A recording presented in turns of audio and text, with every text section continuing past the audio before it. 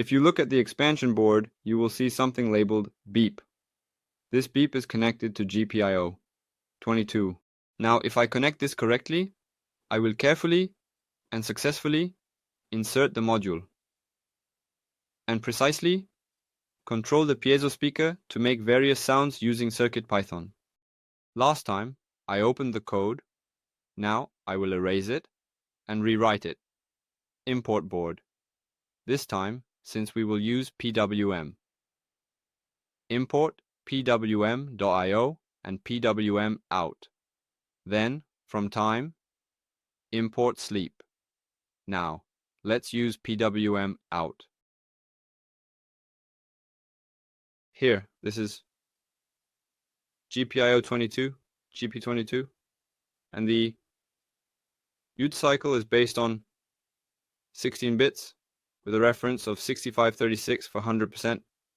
So, setting it to 50% gives us 32768.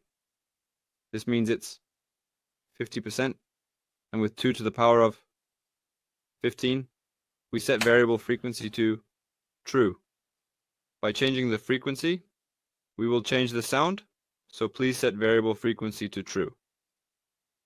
Next, for the buzzer frequency, let's start with 200 Hz, sleep for 1, and then try buzzer frequencies of 200, 400, 600, 800, and up to 1000.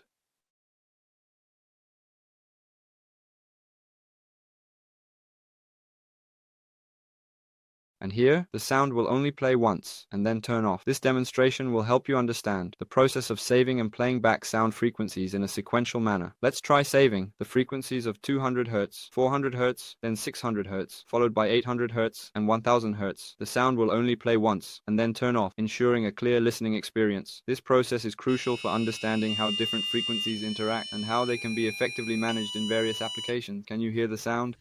Let's take a look at the board. I will press the reset button while the board is connected.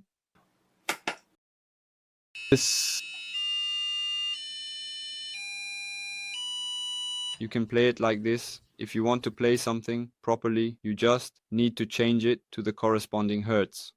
Let me do it one more time. Press reset.